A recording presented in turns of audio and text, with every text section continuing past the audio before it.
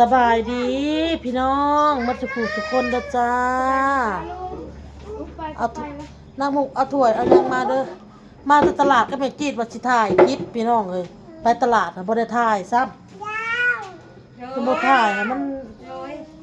เครื่องผัดเฮาหิวนะพี่น้องเพราะลุงพุ่งพั่วอยู่คลิปก็อยากถ่ายบัดนี้เครื่องก็อยากหิวแล้วบัดนี้อยากน้ำกับป้านี่พี่น้องเอ้ยมานั่งแม่เอาลงข้าวเบิ้งแม่นั่งก่อนเอาน้ำบ่ก่อนพี่น้องแกะเสือสบายดีเด้อพี่น้องมาสุขคนโอ้ยนมนี่ป้าเคยซื้อขนมคนละคนกับโอโต้เด้อพี่น้องให้ไว้บุญนะโต๊ะมือร้านข่อยนะป้านี่วันที่ซื้อก็เล่นมาให้นั่งหมูผมซื้อครับมันเครื่องพี่น้องอันนี้แม่ดูโอ้ยแกะแน่แม่แกะให้มาเอาเครื่องคือมาซื้อมาคือหลายอยู่นะพี่น้องเนาะเอาหลายอยู่พี่น้องเลยหมดทุกเดียวพี่น้องได้ขึ้นมาน่ะก่อนอื่นก็ขอบพระคุณนะพี่น้องเด้อขอบพระคุณเอ้ยทั้งสองคนพี่น้องเนาะขอบคุณ FC ทั้งผังไทยเด้อพี่น้องเด้อเพราะว่าเอ้ยเพิ่นว่าให้มีแต่ว่าขอบคุณ FC ทั้งผังไทยเพิ่นว่า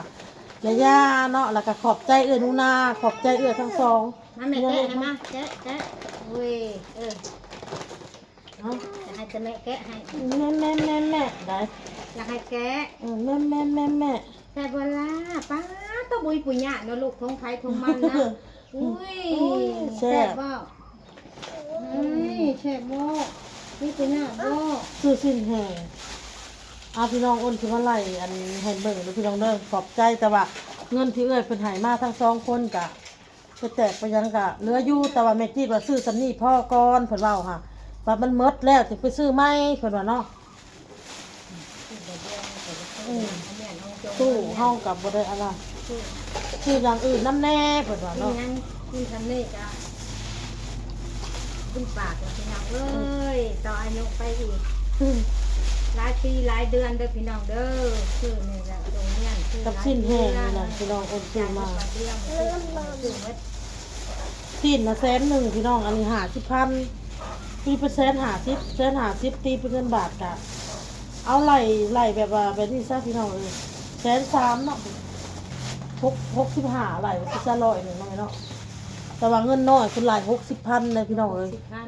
120,200อันนี้150,000ก็สิประมาณนั้น250พี่น้องสิ้นแห้งกับอันนี้250 บาทเป็นเงินไทยนี่150,000เนาะอ้นซื้อแล้วก็มาอ้นจะมันอันนี้ก็3ชั้นนี่ซื้อมาไว้ขั่วใส่หน่อไม้ขั่วใส่ผักใส่นี่พี่น้อง3ชั้นนี่ซื้อมา2ตอนพี่น้องเด้อ200,000ตอนละ100,000พี่น้อง200,000เป็นเงินบาทจ้ะ300กับ180,000หลายไปสิ300กับ180,000 300ปลาย350 200,000แม่ฮอนแล้ว300จะน้อยให้มันนั่งท่าบอกแชทบอกนั่งท่าแป๊บนึงทอดดงเห็นแล้ว200,000เป็นเงินนั่น20,000กับ40 บาท340 บาทเด้อพี่น้องเด้อหมูนี่340 บาทเนาะพี่น้องเนาะ340 บาท340 บาท200,000ตัวรีวิวแล้วอันนี้เท่าไหร่แม่30เนาะอันนี้ก็30อันนี้ก็30,000กีบเป็น60,000ถือว่า2อันนี้ถือว่า100พี่น้องเนาะ100เพราะว่าอ้นแตกเงินบาท100ซื้อยาเพิ่นไล่ให้แต่60เงินน้อยเขาก็เลยไล่แบบนี้พี่น้องอันนี้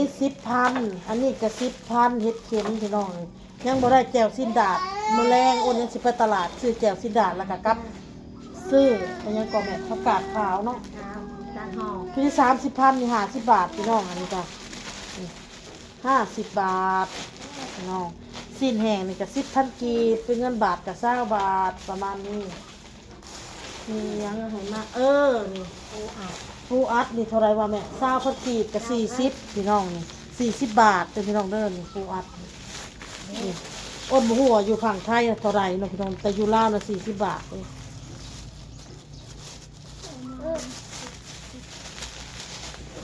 พักอันนี้พักบ่งนี่10,000นี่20บาทอันนี้ก็10,000นี่ก็20บาทพี่น้องเด้อเราจะซื้อกุ้งนี้มีกุ้งมาให้แม่กี้นี่แหละโลปลายเพิ่นเว้าค่ะเพราะว่าโลนึง160,000พี่น้องเอ้ย 175ได้กุ้ง 175,000นี่เด้กุ้งพี่น้องเอ้ยเป็นนี่บ่พี่น้อง อันนี้อยู่ได้ ก็ใหญ่อยู่ทีนี้อัน175,000นี่โอ๊ยตายแม่กี้บอกพ่อสับนี่แหละแบบมันอันน่ะซื้อใหม่นะซื้อใหม่มันบ่แม่นว่า กินพี่น้อง เพิ่นให้เงินเฮามาแล้วเฮาสิกินหมดบาทเดียวสินะ ต้องซื้อ เฮาจงไว้ซื้อหลายเทื่อแม่จีบว่าเป็นเงินบาทน่ะเกือบ300พี่น้องเอ้ยไหล300เลยซะเพราะว่ายังอีก5,000กีบเนาะสิตกอยู่ประมาณนั้น290พี่น้องเอ้ย290นั่นแหละ290บาทกุ้ง เงิ นี่ นกิน ซื้อ 175 290บาท 15ก็จะ100,000 อันนี้คือ 195,000เราพี่น้องเนาะอันนี้เป็นปลาหมึกเมืองใดจัโต ปลาหมึกไข่ 1 2 3 4 5 6โต6โตนี่195,000กับ300กว่าบาทพี่น้องนี่309เ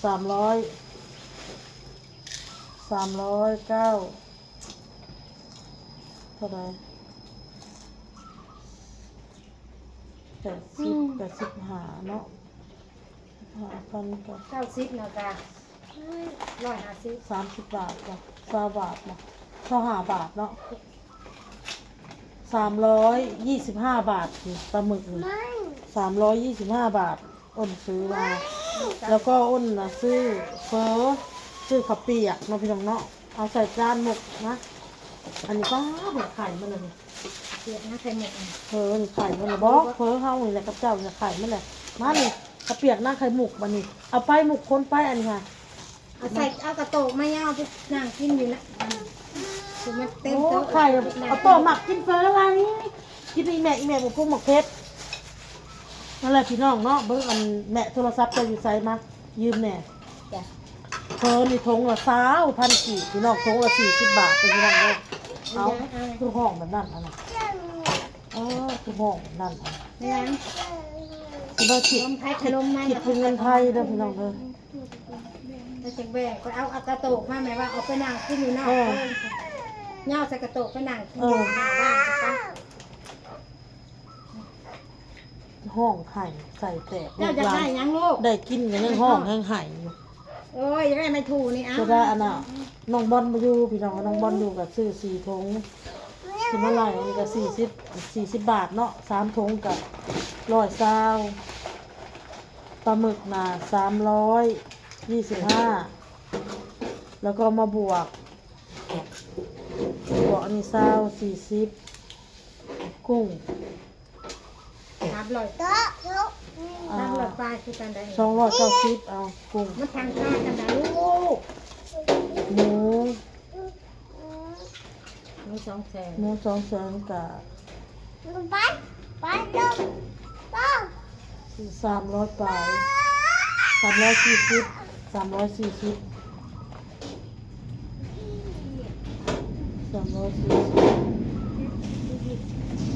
ที่งัวน่ะ150,000กับอันน่ะ150,000กับ250เอาโต๊ะมันเว้าคืนไหน ไปกระจายเก็บเอามาเก็บเครื่องเขา เอา เมีย เก็ น บ อยู่ เครื่อง สิ ของสิมาไล่ให้ FP พันคน เก็บเครื่องเขาสิ่งเนี่ยเขาเมียนอยู่นั่นจัดการเลยนะพี่น้องกองฝาย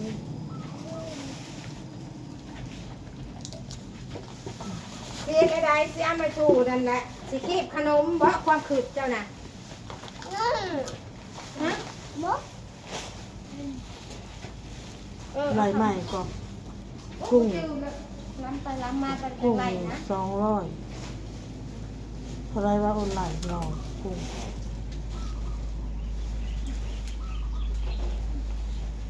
300 290 290บวกปลาหมึก บาทจะซื้อเป็ดตาเนาะพี่น้อง 325มาบวกเนื้อ มีพักกินกับว่าหมากมันเอาอันนี้ตั้ง 340 กินอยู่ในอะไร เนื้อหมูเนื้องัว250 เนื้อหมูกับเนื้อวัวกับ300,000ล่ะ500 สิ้นแห้ง20 บาทผักบุ้ง20 บาทผักยังผักมันนื่นผักปัง20 บาท ชิ้นหนูกับชิ้นงัวอันนี้500แล้ว 20 บาทบวกขนมเด็กๆไปกับร้านตีแม่ ก็ตกอยู่70 บาท75 บาทน้ำสติ้งจะกินน้ำสติ้งเหรอ 15 บาท 15 พันกี่น้ำสติ้งขนม2 ถุงนี่ก็30 พันก็หาซื้อรวมกัน75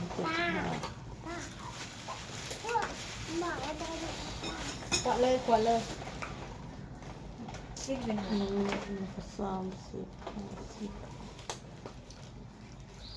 50หมดพี่น้องเลยสิซื้อมื้อนี้แล้วแม่เนาะ ยังมือแรง ยังมื้อแรงอีกพี่น้องมื้อแรง ยัง ไป แก้ว ซื้อ ยัง แก้ พั ว กยังบ่ได้พัก หมดไป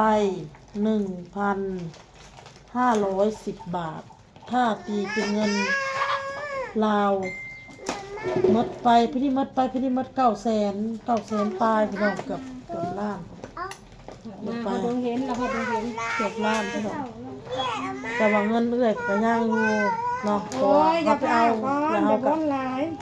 พุ่นแหละหมดเวลาพี่น้องเลยหมดแล้วอยากแนวกินพุ่นแล้วเฮาจึงซื้อใหม่พี่น้องเนาะโอเคพี่น้องคลิปนี้ก็ขอบใจเอื้อยทั้ง2 คนเด้อพี่น้องเด้อขอบใจทั้ง FC ทั้งฝั่งใต้ เด้อส่งมาลำรวยเด้อ ขอให้อยู่ดีมีแฮงโชคมานร่ำรวยเฮงๆนะจ้าสบายดีไปก่อนบาย